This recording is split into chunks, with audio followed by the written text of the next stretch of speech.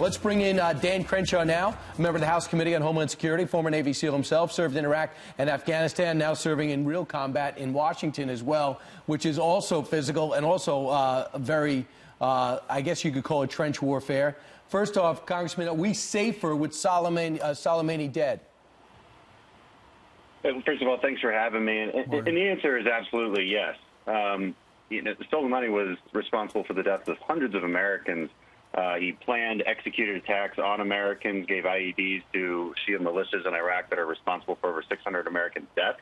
Not to mention all the deaths around the region, to include Syria, Lebanon, Iraq, and elsewhere, of the Houthi rebels in Yemen. So this guy has been a force of destruction and death in the region for a long time. Right. He's the head of one of the largest terrorist organizations in the world, the Iranian Quds Force. So yes, we are safer. Are there going to be consequences? Of course there would be. I mean, I would fully expect the Iranians to plan some kind of retribution. But here's the thing: we have to just abuse ourselves of this notion that we should simply continue to take punches. Okay, Iran attacked our base recently. Then they attacked our embassy, where they fully supported the Shia militias that did attack our embassy and base. Are we supposed to just let that happen? And to say yes would be absurd. And I don't understand when Americans become so fearful. You know, we've had countless people on the left tweeting out apologies and slamming our own government for taking action to kill a man who has killed Americans. And I don't understand where this American self-loathing came from. And frankly, thank God they're not in charge. Congressman, across the aisle from you, there are a number of Democrats. We've actually got a tweet from Ilhan Omar. She's asking what a number of Democrats want to know. They want the president to explain what legal authority he used to carry out this attack. We had the Secretary of State, Mike Pompeo, on with us a little while ago, and he said it wasn't for what Soleimani has orchestrated so far. It was what would happen in the future because they were plotting more attacks. Yeah, well, I can certainly help them out with that. Okay, first of all, this was a strike that was in response to very recent strikes against us. So there was a self-defense mechanism to this. Furthermore, it was a preventive measure, as Pompeo has pointed out. But furthermore, beyond that, this happened in Iraq against an enemy that attacked us in Iraq, in which we have plenty of authorization to be operating. And this is not an attack on the Iranians. It's like saying that when there was foreign fighters in Iraq throughout the Iraq War, that we should not have let our soldiers engage with them because we hadn't declared war on that particular country that those foreign fighters were coming from. That's an absurd thing to say.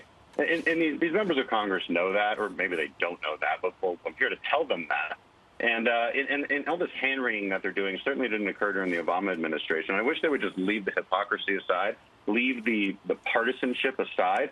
We need to come together. We should be talking about, as a Congress, what authorizations we should give to the president, just in case these skirmishes around the region continue to escalate. The last thing we should be doing is looking to our past. And I'm friends with Tulsi Gabbard, but to say that what we should be doing is looking to our past and trying to analyze why this happened, that's absurd. That's a great academic argument, but it doesn't help us in our current reality, where we have an enemy that does want to destroy us, and we do have to deal with that.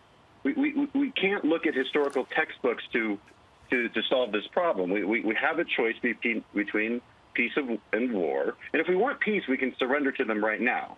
And I'm, of course, stealing that quote from Reagan, but that's not a good strategy. All right, it's a fearful strategy. It's certainly not a strategy for a country like the United States of America. So the one thing we got to worry about is the next step. Not worry about, but be prepared for the next step. If you were in command control now, knowing that we just took out the #2 most important person in Iraq and certainly the best military mind in Iran, what would you be most focused on at this hour?